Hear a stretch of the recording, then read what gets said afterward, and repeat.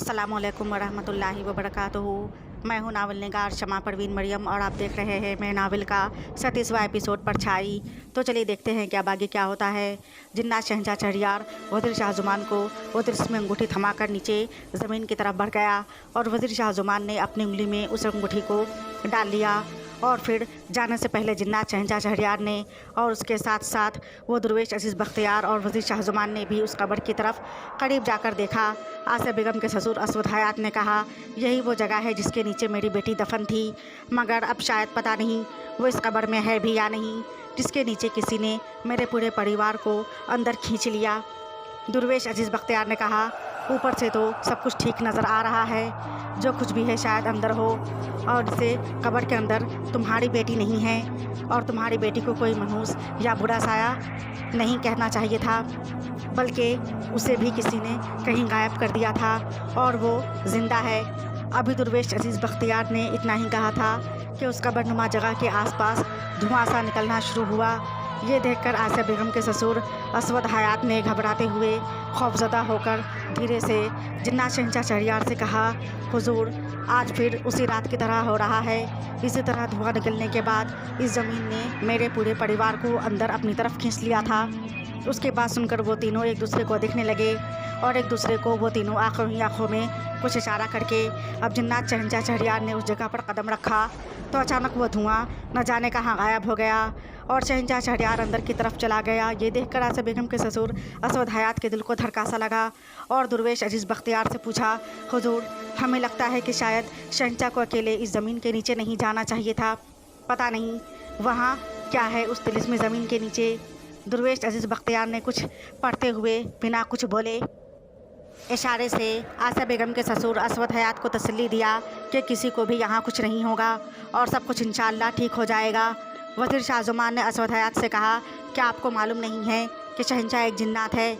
उन्हें ज़मीन ने नहीं खींचा, बल्कि वो खुद अंदर गए हैं ज़मीन के नीचे, और आपके परिवार वाले तो इंसान थे और शहंशाह शहरयार एक जिन्नात है।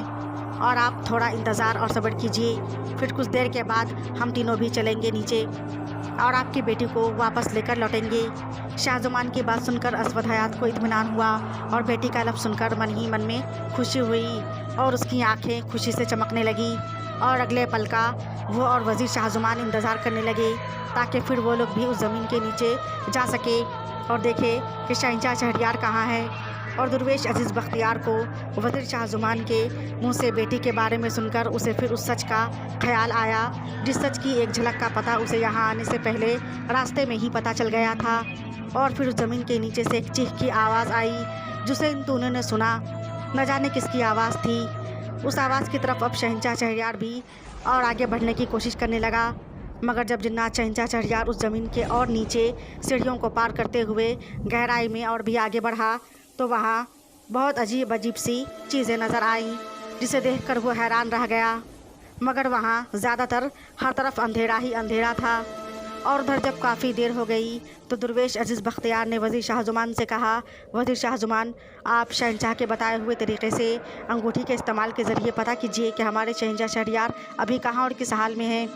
वज़ीर शाह ज़ुमान ने दरवेश अजीज़ बख्तियार की बात को मानते हुए उस तिलिस्मी अंगूठी को अपने हाथों से रगड़ कर देखा तो उसमें शहंशाह शहरयार का चेहरा बिल्कुल धुंधला नज़र आया। उसके आसपास कोई चीज़ भी साफ साफ नज़र नहीं आ रही थी।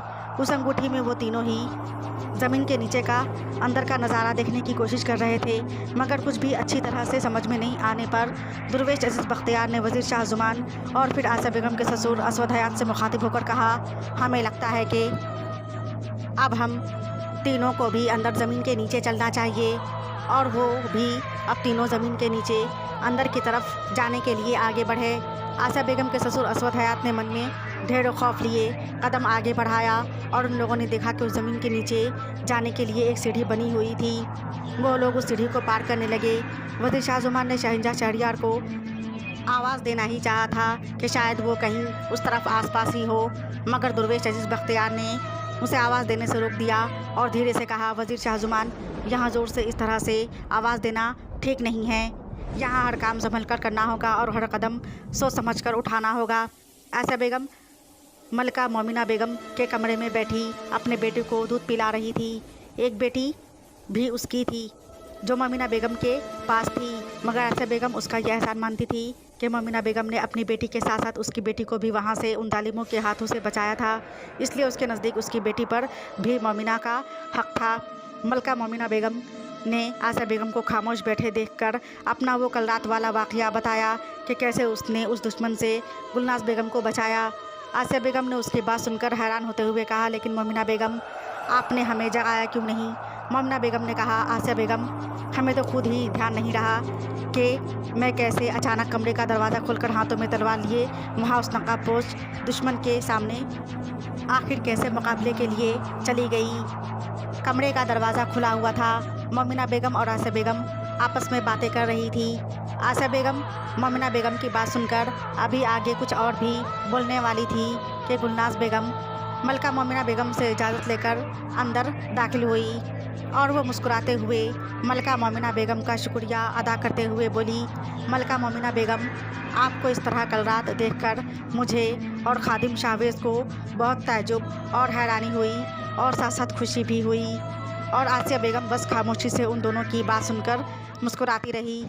मलका मोमिना बेगम ने मुस्कुराते हुए और ख़ुद भी हैरान होते हुए कहा, गुलनाज बेगम, मुझे भी समझ में नहीं आ रहा कि वो सब मैंने कैसे कर लिया। और फिर अचानक किनारे की तरफ एक आहट का एहसास हुआ और मलका मोमिना बेगम की बात सुनकर गुलनाज बेगम ने खामोशी से कुछ सोचते हुए दरवाज़े की आड़ से उस नामालूम परछाई को गुजरते हुए देखा, मगर कहा कुछ नहीं। और फिर वो बाद में मिलने का कहकर वहाँ से चुपचाप चली गई। उधर दुर्वेश अजीज़ बख्तियार की नज़र जैसे ही उस अंधेरे के बीच उस तिलिस्मी चीज़ पर पड़ी तो उसे एक झटका सा लगा और उसने समझ लिया कि ज़रूर वही मामला है जो नहीं होना चाहिए था और जिसके बारे में उसे शक हुआ था।